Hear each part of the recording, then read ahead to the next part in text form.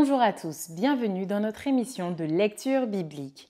L'objectif est de lire toute la Bible en l'espace de 6 mois dans l'ordre chronologique des événements.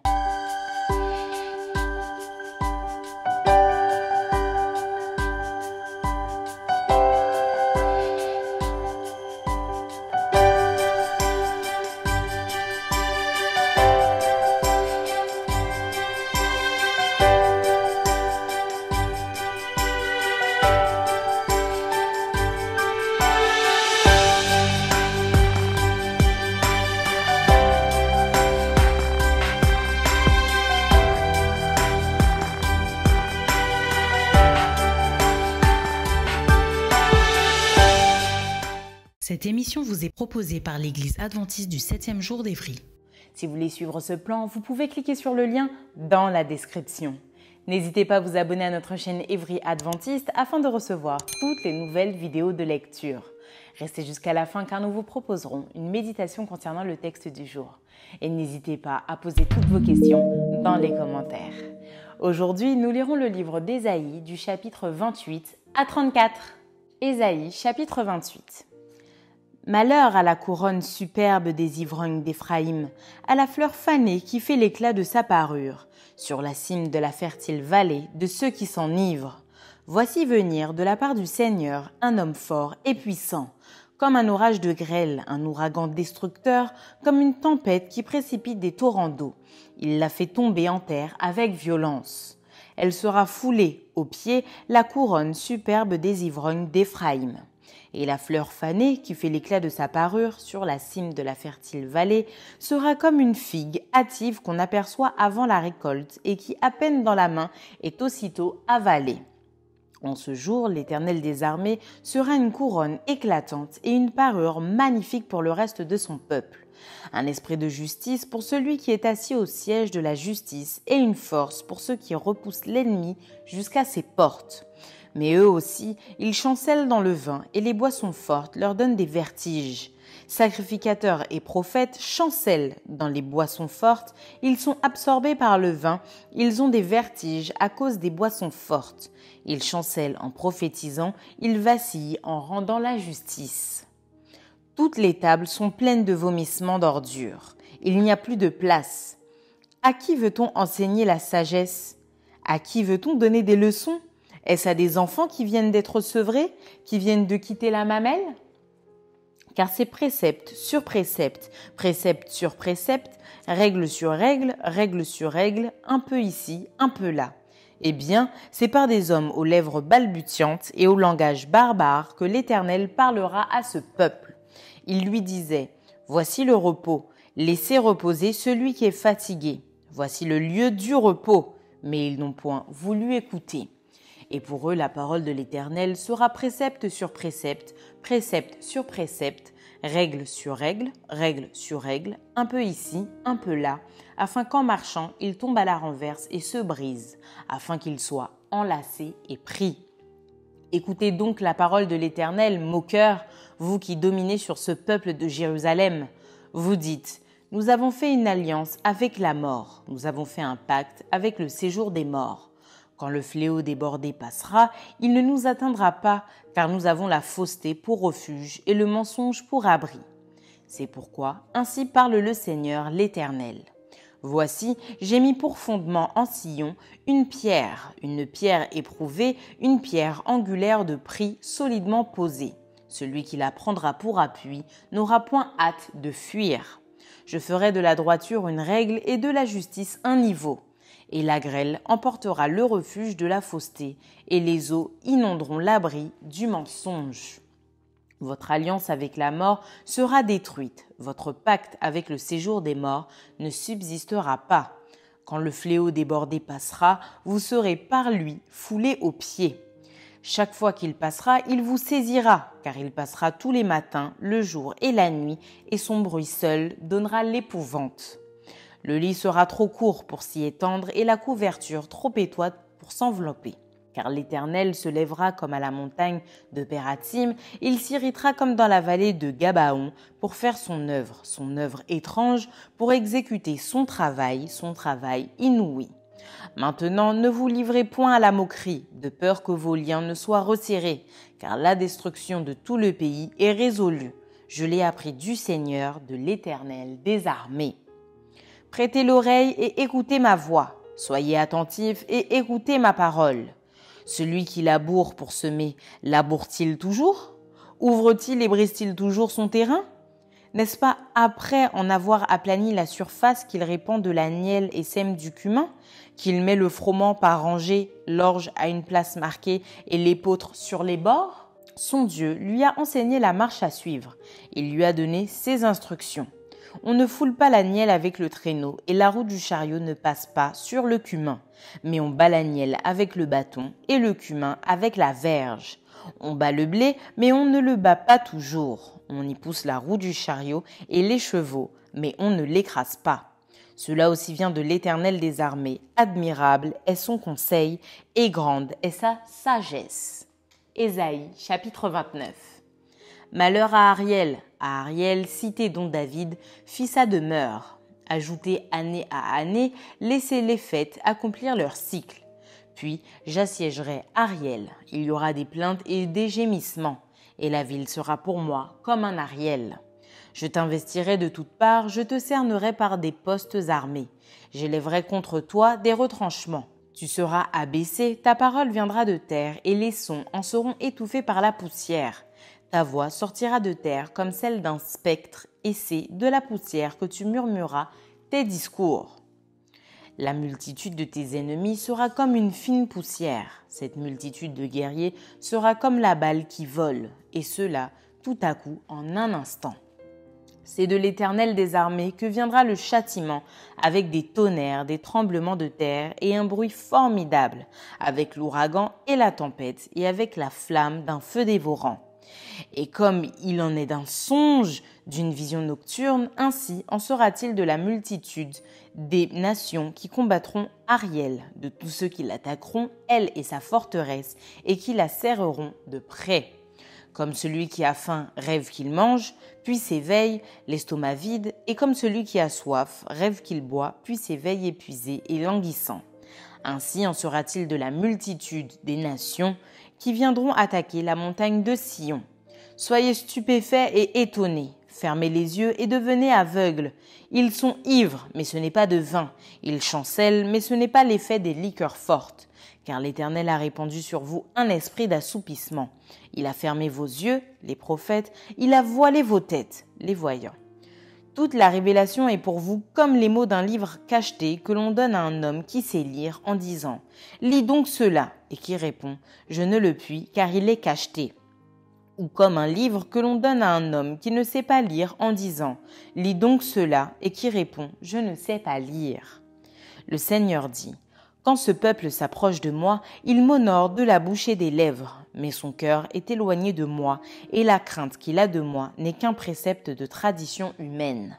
C'est pourquoi je frapperai encore ce peuple par des prodiges et des miracles, et la sagesse de ses sages périra, et l'intelligence de ses hommes intelligents disparaîtra. Malheur à ceux qui cachent leurs desseins pour les dérober à l'Éternel, qui font leurs œuvres dans les ténèbres et qui disent « Qui nous voit et qui nous connaît ?» Quelle perversité est la vôtre?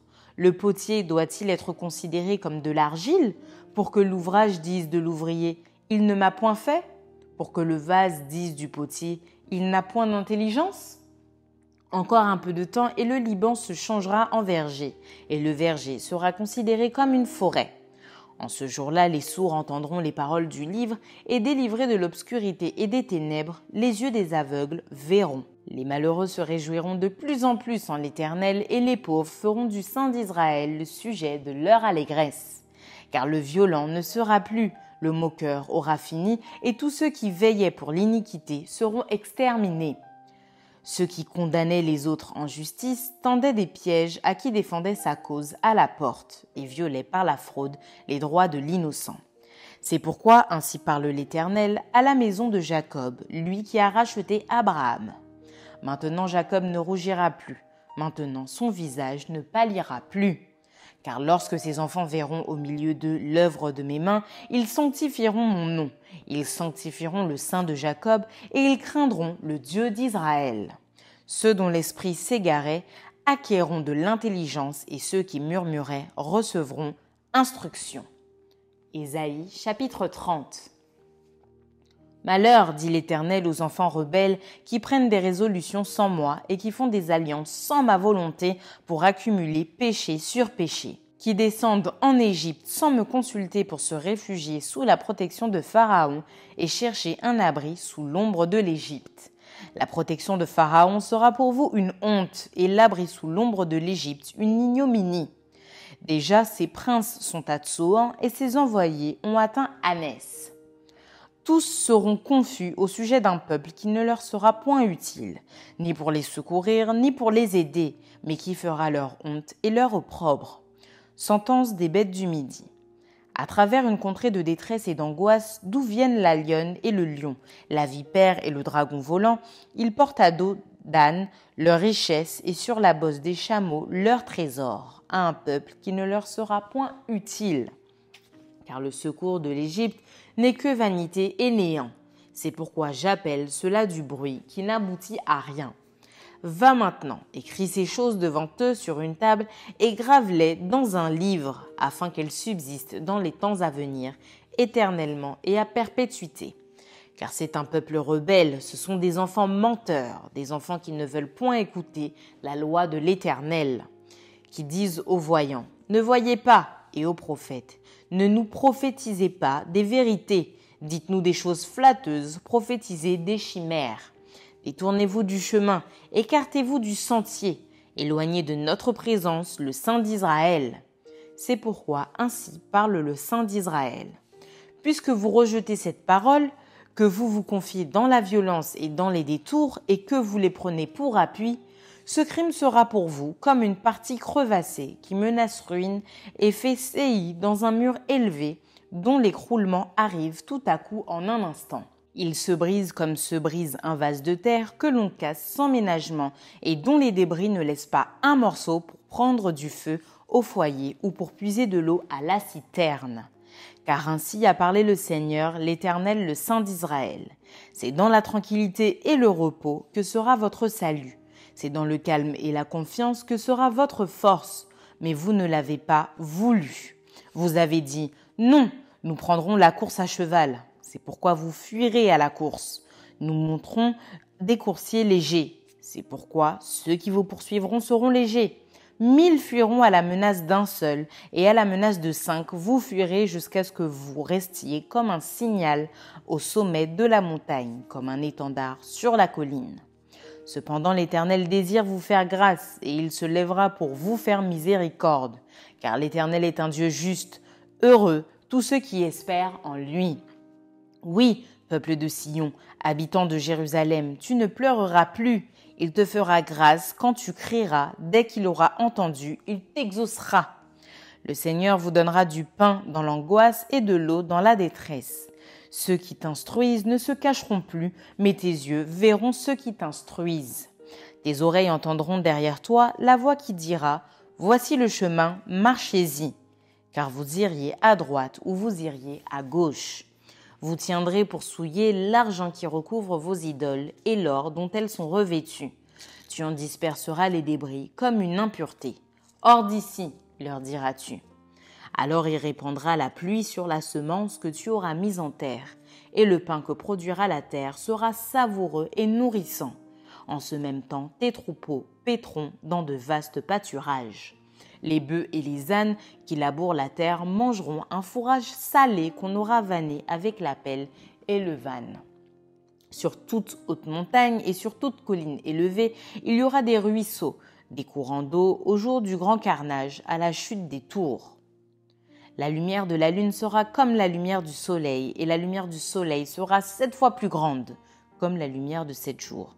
Lorsque l'Éternel bandera la blessure de son peuple et qu'il guérira la plaie de ses coups. Voici, le nom de l'Éternel vient de loin. Sa colère est ardente, c'est un violent incendie. Ses lèvres sont pleines de fureur et sa langue est comme un feu dévorant.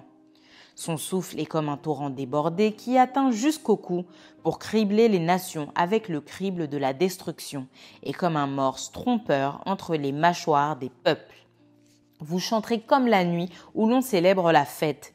Vous aurez le cœur joyeux comme celui qui marche au son de la flûte pour aller à la montagne de l'Éternel vers le rocher d'Israël. Et l'Éternel fera retentir sa voix majestueuse. Il montrera son bras, prêt à frapper dans l'ardeur de sa colère au milieu de la flamme d'un feu dévorant, de l'inondation, de la tempête et des pierres de grêle. À la voix de l'Éternel, l'Assyrien tremblera. L'Éternel le frappera de sa verge. À chaque coup de la verge qui lui est destinée et que l'Éternel fera tomber sur lui, on entendra les tambourins et les harpes. L'Éternel combattra contre lui à main levée. Depuis longtemps, un bûcher est préparé, il est préparé pour le roi. Il est profond, il est vaste, son bûcher, c'est du feu et du bois en abondance. Le souffle de l'Éternel l'enflamme comme un torrent de soufre. Ésaïe, chapitre 31. Malheur à ceux qui descendent en Égypte pour avoir du secours, qui s'appuient sur des chevaux et se fient à la multitude des chars et à la force des cavaliers, mais qui ne regardent pas vers le Saint d'Israël et ne recherchent pas l'Éternel. Lui aussi, cependant, il est sage. Il fait venir le malheur et ne retire point ses paroles. Il s'élève contre la maison des méchants et contre le secours de ceux qui commettent l'iniquité. L'Égyptien est homme et non Dieu. Ses chevaux sont chair et non esprit.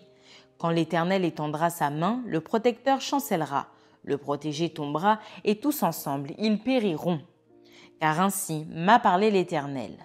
Comme le lionceau rugit sur sa proie, et malgré tous les bergers rassemblés contre lui ne se laissent ni effrayer par leur voix, ni intimider par leur nombre, de même l'Éternel des armées descendra pour combattre sur la montagne de Sion et sur sa colline. Comme des oiseaux déploient les ailes sur leur couvée, ainsi l'Éternel des armées étendra sa protection sur Jérusalem.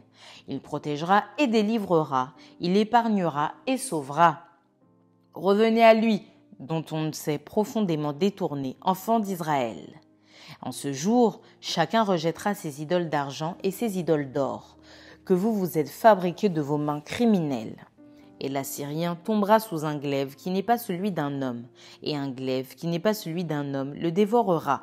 Il s'enfuira devant le glaive, et ses jeunes guerriers seront asservis. Son rocher s'enfuira d'épouvante, et ses chefs trembleront devant la bannière, dit l'Éternel, qui a son feu dans Sion, et sa fournaise dans Jérusalem.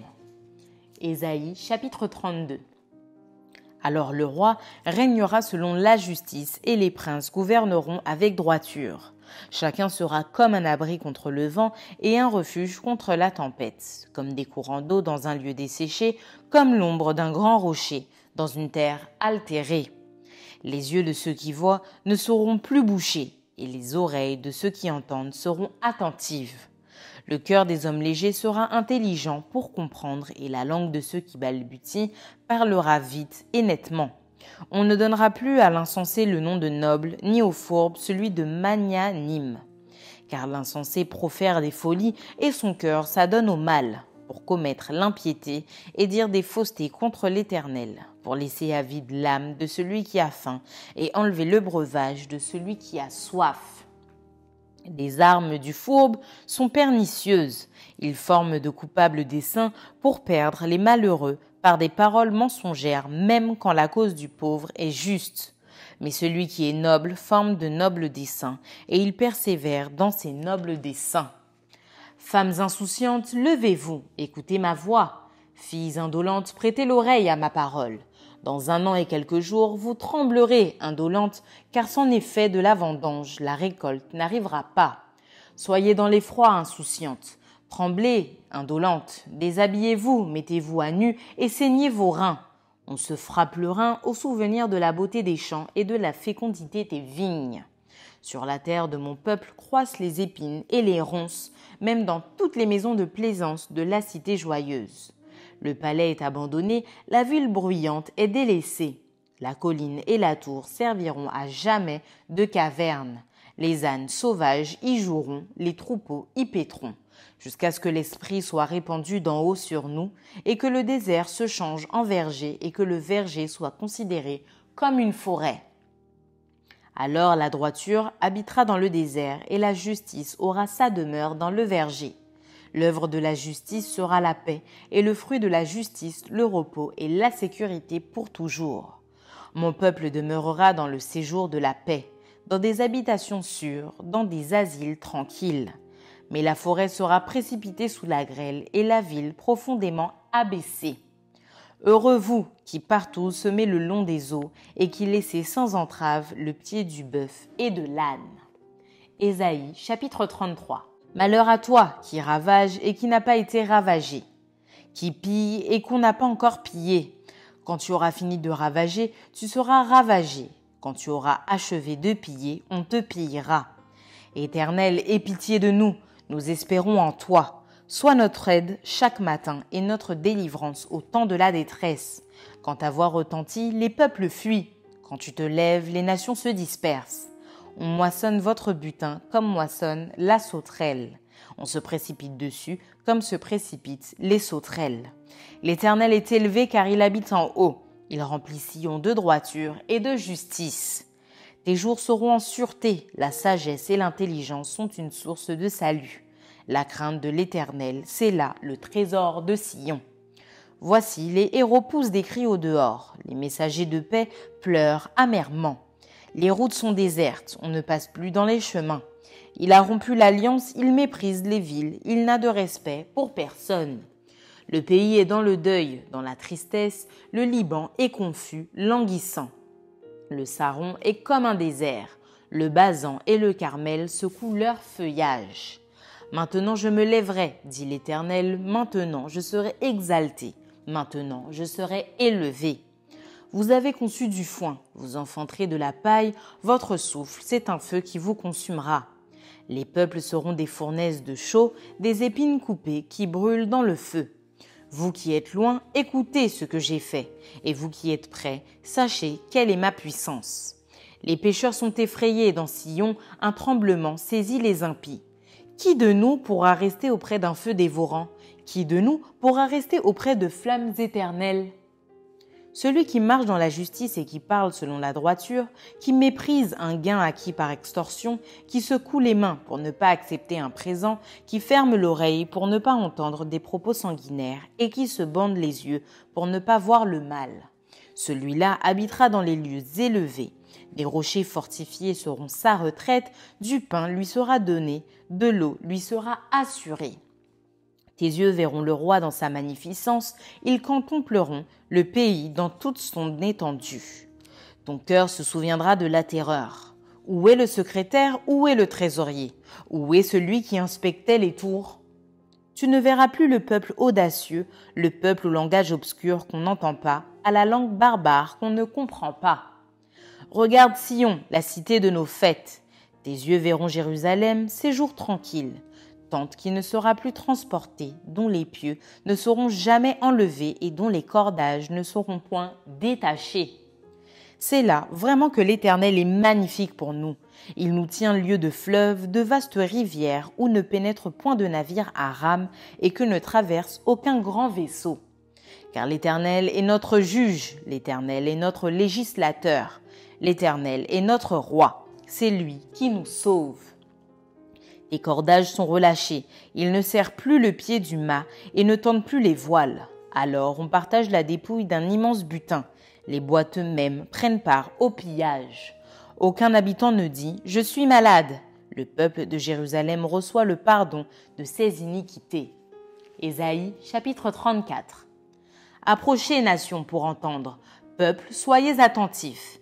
Que la terre écoute, elle et ceux qui la remplit, le monde et tout ce qu'il produit. Car la colère de l'Éternel va fondre sur toutes les nations et sa fureur sur toute leur armée. Il les voue à l'extermination, il les livre au carnage. Leurs morts sont jetés, leurs cadavres exhalent la puanteur et les montagnes se fondent dans leur sang. Toute l'armée des cieux se dissout, les cieux sont roulés comme un livre et toute leur armée tombe, comme tombe la feuille de la vigne, comme tombe celle du figuier. Mon épée s'est enivrée dans les cieux. Voici, elle va descendre sur Édom, sur le peuple que j'ai voué à l'extermination pour le châtier. L'épée de l'Éternel est pleine de sang. couverte de graisse, du sang des agneaux et des boucs, de la graisse des reins des béliers, car il y a des victimes de l'Éternel à Botsra et un grand carnage dans le pays d'Édom. Les buffles tombent avec eux et les bœufs avec les taureaux. La terre s'abreuve de sang et le sol s'est imprégné de graisse. Car c'est un jour de vengeance pour l'Éternel, une année de représailles pour la cause de Sion. Les torrents d'Édom seront changés en poix et sa poussière en soufre, et sa terre sera comme de la poix qui brûle. Elle ne s'éteindra ni jour ni nuit, la fumée s'en élèvera éternellement. D'âge en âge, elle sera désolée, à tout jamais personne n'y passera. Le pélican et le hérisson la posséderont, la chouette et le corbeau l'habiteront. On y étendra le cordeau de la désolation et le niveau de la destruction. Il n'y aura plus de rang pour proclamer un roi, tous ses princes seront anéantis. Les épines croîtront dans ses palais, les ronces et les chardons dans ses forteresses. Ce sera la demeure des chacals, le repère des autruches. Les animaux du désert y rencontreront les chiens sauvages et les boucs s'y appelleront les uns les autres. Là, le spectre de la nuit aura sa demeure et trouvera son lieu de repos. Là, le serpent fera son nid, déposera ses œufs, les couvra et recueillera ses petits à son ombre. Là se rassembleront tous les vautours. Consultez le livre de l'Éternel et lisez. Aucun d'eux ne fera défaut, ni l'un ni l'autre ne manqueront, car sa bouche l'a ordonné. C'est son esprit qui les rassemblera. Il a jeté pour eux le sort et sa main leur a partagé cette terre au cordeau. Ils la posséderont toujours, ils l'habiteront d'âge en âge. Maintenant, place à la méditation.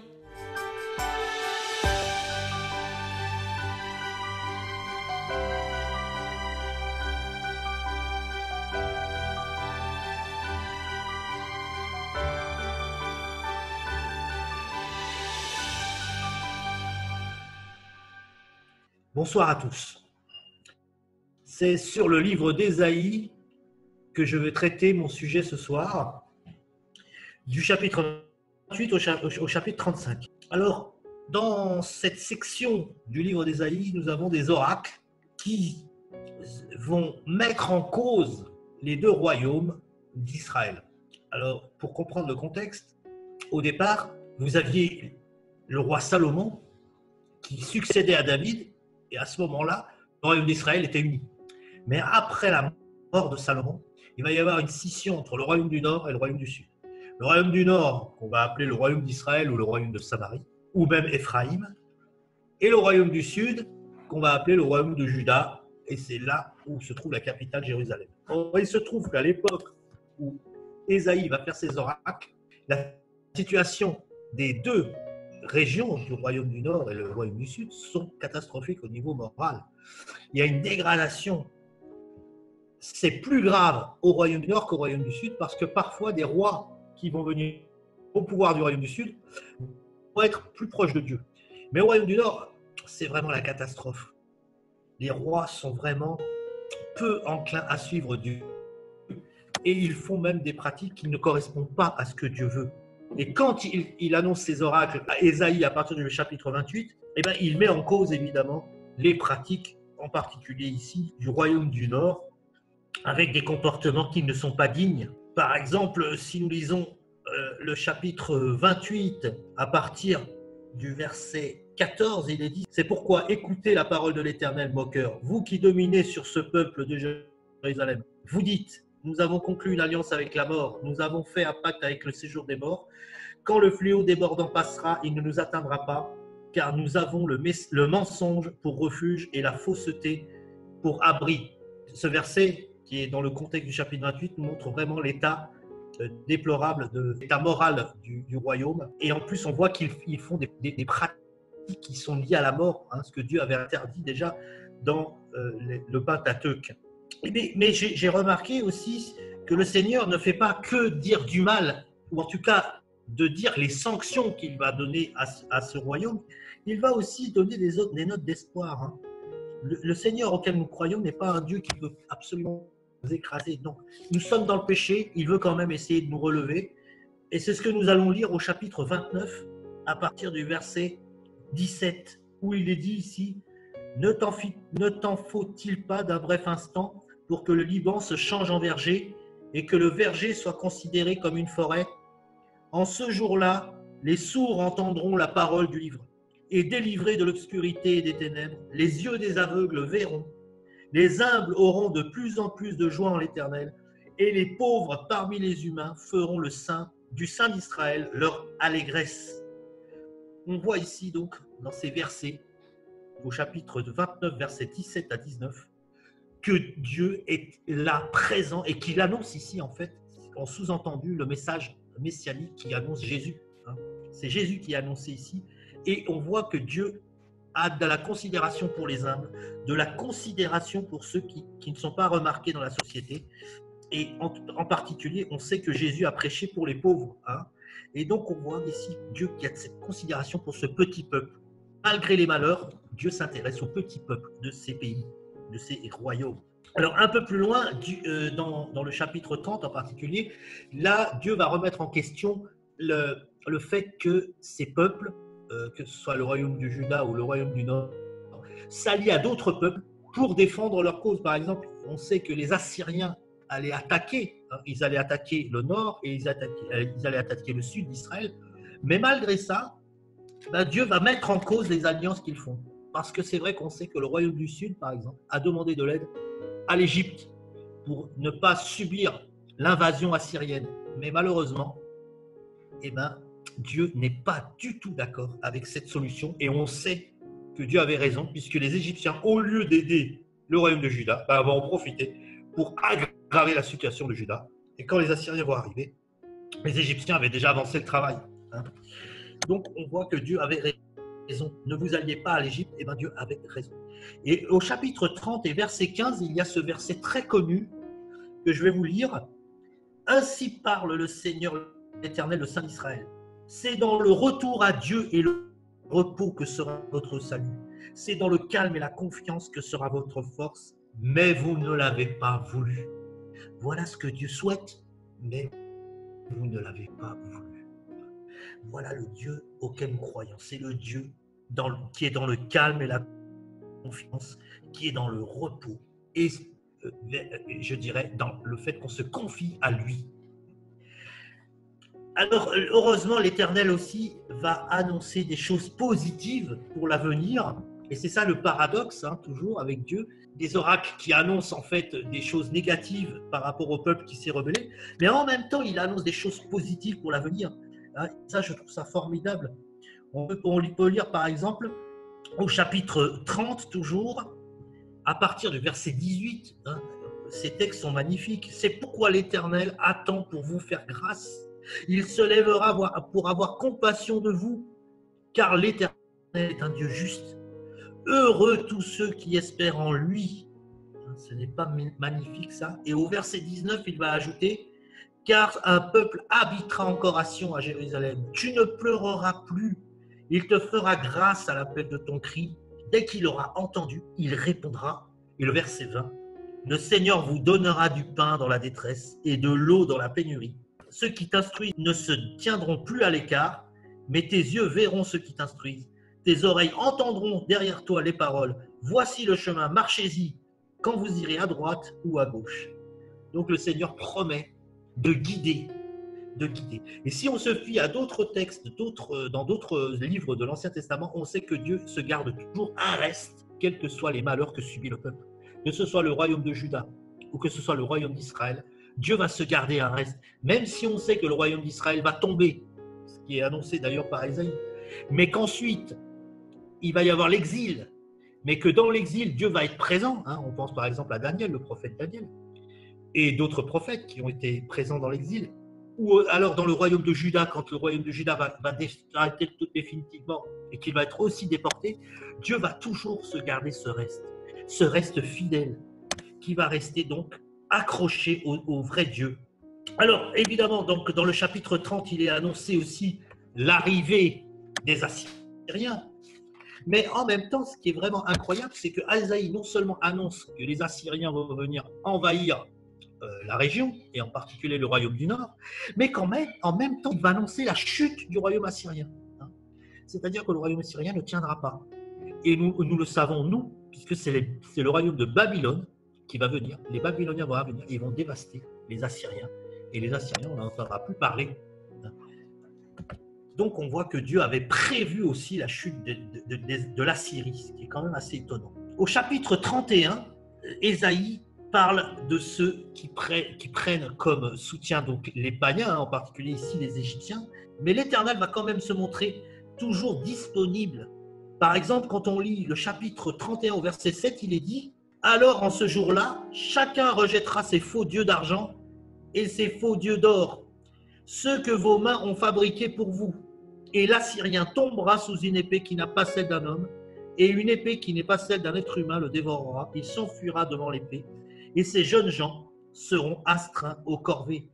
Celui qui est sans rocher s'enfuira d'épouvante, et ses chefs seront terrifiés devant la bannière, oracle d'Éternel, qui a un feu dans Sion et une fournaise en Jérusalem. » Donc Dieu a décidé de faire tomber le jugement sur la Syrie, et c'est l'Éternel qui tient toutes choses. Et c'est vrai, ça c'est une information importante qu'il faut toujours retenir, c'est que Dieu, il tient le début et la fin de l'histoire. Donc on peut avoir l'assurance qu'on peut s'appuyer sur ce Dieu-là. Et je voudrais noter ce verset qui est au chapitre 33 et au verset 22, il est dit « L'Éternel est notre juge, l'Éternel est notre législateur, l'Éternel est notre roi, l'Éternel c'est lui qui nous sauve. » Au chapitre 33, 22. Et je vois donc ici qu'il y a toujours quelqu'un qui est prêt à croire à ce Dieu. Et nous allons arriver maintenant au chapitre 35, parce que le chapitre 35, c'est un magnifique chapitre qui nous annonce finalement la bonne nouvelle de Dieu, qui nous dit « Le désert et le pays aride s'égayeront. La steppe tressaillira d'allégresse et fleurira comme un narcisse. Elle se couvrira de fleurs et tressaillira avec chants d'allégresse et de triomphe. La gloire du Liban lui sera donnée, la magnificence du Carmel et de Saron. Ils verront la gloire de l'Éternel, la magnificence de notre Dieu. » C'est-à-dire de manière très poétique, on nous exprime ici que Dieu se présentera un jour à nous. Alors nous, on peut le dire de manière prophétique que c'est Jésus qui s'est présenté en nous, qui était comme Dieu parmi nous. Comme le dit le mot Emmanuel d'ailleurs. Emmanuel, Dieu avec nous. Et il dira, alors au verset 5, c'est une répétition de quelque chose qui avait déjà été dit dans Ésaïe. Il dit « Alors s'ouvriront les yeux des aveugles, s'ouvriront les oreilles des sourds. Alors le boiteux sautera comme un cerf, et la langue du muet triomphera, car des eaux jailliront dans le désert et des torrents dans la Araba. Le mirage se changera en étang, et la terre et la soif en fontaine d'eau. Dans le repère où se couchaient les chacals, il y aura un emplacement pour les roseaux et les joncs, et il y aura là un chemin frayé, une voie qu'on appellera la voie sainte. Nul impur n'y passera, elle sera pour eux seuls. Ceux qui la suivront, même les insensés, ne pourront s'égarer. Amen. C'est la prophétie du salut en Jésus-Christ qui est annoncée ici. Oui, Dieu promet que dans l'histoire viendra ce chemin-là qu'il faudra suivre. C'est ce qui est dit un peu plus loin dans Ésaïe, dans les chapitres suivants, où Dieu va annoncer avec beaucoup plus de clarté que c'est Jésus qui va amener un nouveau message de salut, où on pourra être sauvé de nos péchés, que Jésus va nous couvrir de nos fautes et surtout qu'il va nous donner l'éternité. C'est le chemin que je souhaite pour chacun de vous. Que Dieu vous bénisse. Amen. Merci d'avoir partagé cette lecture avec nous. Je vous donne rendez-vous demain, si Dieu veut, pour un nouvel épisode.